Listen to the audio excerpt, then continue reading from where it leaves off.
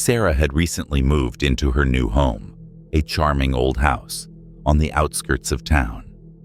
It was a peaceful neighborhood, and the house itself, though a bit outdated, had a cozy charm. The previous owners had left behind some furniture, and Sarah decided to keep most of it, including an old full-length mirror that stood in the hallway. It was framed with intricate carvings, and Sarah thought it would add a nice touch to the house. At first, everything seemed normal, but as the days passed, Sarah began to notice something strange. Whenever she walked past the mirror, she felt an odd sensation, like someone was watching her. It wasn't much, just a fleeting feeling that would quickly pass, but it grew stronger the longer she lived in the house. One evening, after a long day at work, Sarah stood in front of the mirror, straightening her hair. She was tired and barely paying attention, but as she gazed into the reflection, she saw something that made her freeze. For just a brief moment, she thought she saw a woman standing behind her in the mirror, her face pale and expressionless. Sarah whipped around, but the hallway was empty. She shook it off, assuming it was just exhaustion playing tricks on her. But the next day, the same thing happened again. Only this time, the woman in the mirror wasn't just standing behind her. She was looking right at Sarah, her eyes wide and filled with something Sarah couldn't quite place. The woman's lips began to move, but no sound came out. Terrified, Sarah decided to do some research on the house, hoping to find an explanation for the strange occurrences. She discovered that the previous owner, a woman named Evelyn, had mysteriously disappeared years ago. No one knew what had happened to her, but rumors swirled that she had gone mad and had been obsessed with mirrors. Some people claimed she had even believed that mirrors were portals to another world. That night, Sarah couldn't shake the feeling that the woman in the mirror was still watching her. She avoided the hallway, but the sense of being followed only grew stronger. The next morning, Sarah decided to remove the mirror. When she tried to lift it, the reflection in the glass flickered, and for just a second, she saw Evelyn's face, pale and twisted with rage, staring back at her. Sarah managed to get the mirror out of the house, but the feeling of being watched didn't go away. The strange sensation lingered wherever she went, as if something from the mirror had followed her.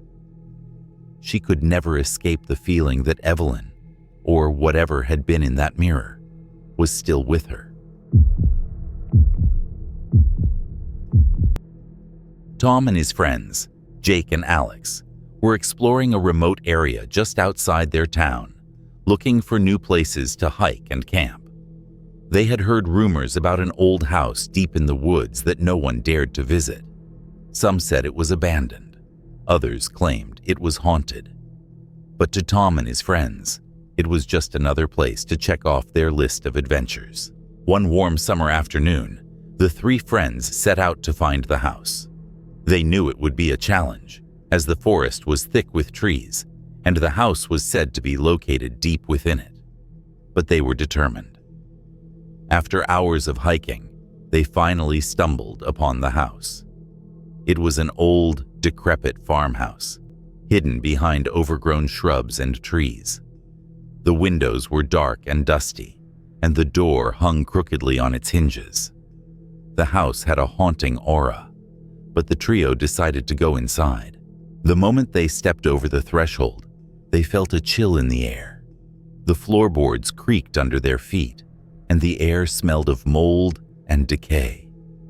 They explored the first floor, finding little more than rotting furniture and piles of debris. But as they moved toward the staircase, they noticed something odd. There were no pictures or personal belongings, nothing that suggested anyone had ever lived there. After a while, they decided to head upstairs. As they walked down the long hallway, they noticed something that sent chills down their spines. At the end of the hall, one of the doors was slightly ajar, and through the crack, they could see something standing in the room. It wasn't a person, but a shape, tall and dark, just standing in the middle of the room. Tom's heart raced, and his first instinct was to leave, but curiosity got the better of them, and they slowly approached the door. As they peered inside, they found the room empty. No shape, no shadow, just dust and old furniture.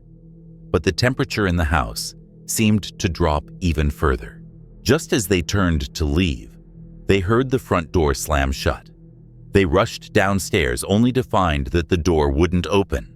Panic set in. They banged on the door, shouting for help, but no one seemed to be around.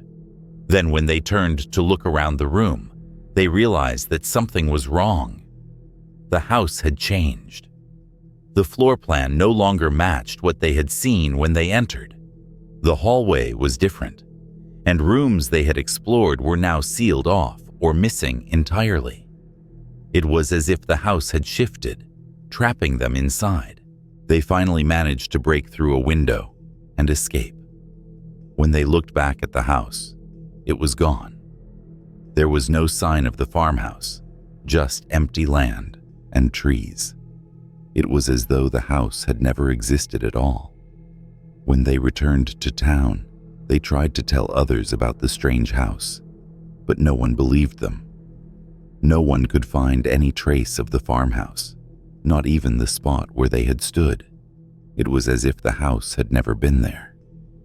But Tom and his friends knew what they had seen, and to this day, they can't explain what happened that day in the woods.